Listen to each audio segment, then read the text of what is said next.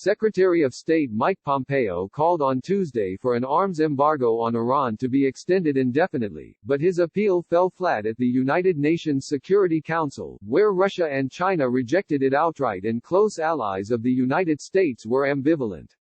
The embargo, which is set to expire on October 18, stems from the 2015 deal to curb Iran's nuclear program. President Trump withdrew from the agreement in 2018, and Iran has exceeded the accord's limits on uranium enrichment since then, part of a steady escalation of tensions that have at times pushed the two countries dangerously close to war. The American bid is all but certain to fail in the Security Council. It might not even collect enough support to be put to a vote, diplomats said. The Trump administration has threatened that if the embargo is not extended, the United States will try to invoke a snapback provision of the 2015 deal to reimpose former UN sanctions on Iran, a move other nations said would be unwise and legally invalid.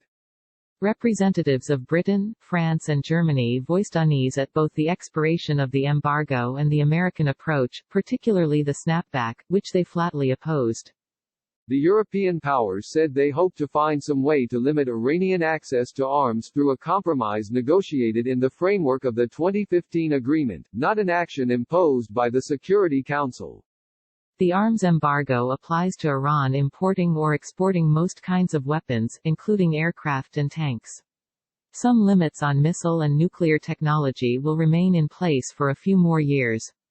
The resistance to Mr. Pompeo's call, coming not only from only rivals like China and Russia, but also from key allies, illustrates the growing isolation and declining influence of the United States, analysts said, even in dealing with an Iran that members see as a rogue nation destabilizing the region.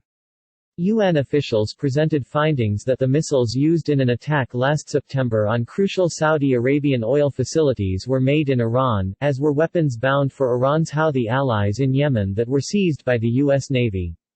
The findings supported the conclusions of Western intelligence agencies. Iran is already violating the arms embargo, even before its expiration date, Mr. Pompeo said in the Security Council meeting, which was held by video link.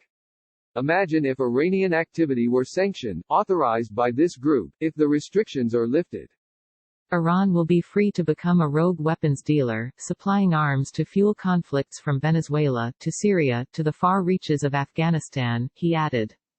Iran's foreign minister, Mohammad Javad Zarif, dismissed claims of Iranian aggression based on what he called self-serving allegations and forged documents, adding that it was the United States that has directly undermined global peace and security.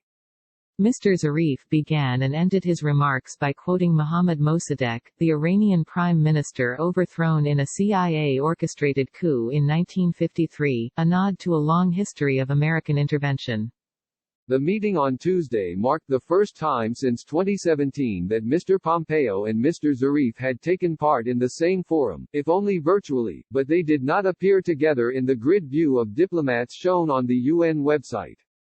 Mr. Pompeo left the meeting before Mr. Zarif joined. Since leaving the nuclear deal, Mr. Trump has tried to cut off Iran from doing business with the rest of the world, threatening economic penalties for countries and companies that do not go along. Though most of the world opposes the American stance, much of it has complied. Noting that the 2015 agreement had been adopted by the UN Security Council, Mr. Zarif said, for the first time in Security Council history, a permanent member is punishing member states for not violating a Security Council resolution. Security Council members and UN officials chastised both Iran and the United States, urging them to return to compliance with the 2015 nuclear deal, the Joint Comprehensive Plan of Action, often referred to as JCPOA. Some pinned the current crisis on Mr. Trump, saying that he had started a long series of provocations and retaliations by withdrawing from the agreement and imposing punishing economic sanctions.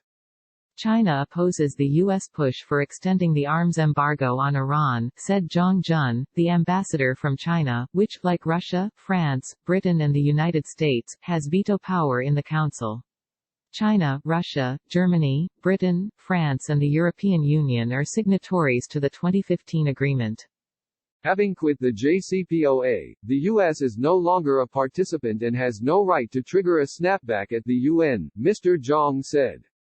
The German representative, Christoph Heusgen, said he deplored Iran's aggressions in the region and its human rights record at home, but he also endorsed the view that Washington had no standing to invoke UN sanctions. It is very unfortunate that the United States left the JCPOA, and by doing this actually violated international law, he said.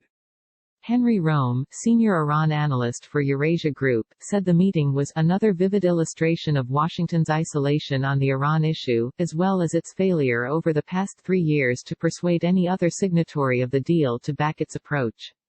In the meeting, Rosemary A. DiCarlo, the UN Under-Secretary-General for Political Affairs, detailed evidence that arms and weapons parts involved in the U.S. Navy seizure and the oil field attacks were Iranian-made.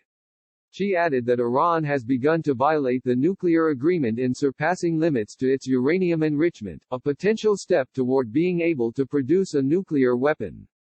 But Ms. DiCarlo, an American citizen, cited divergent views on whether Iranian rockets, launched in February and April, could carry a nuclear warhead, as the United States has claimed.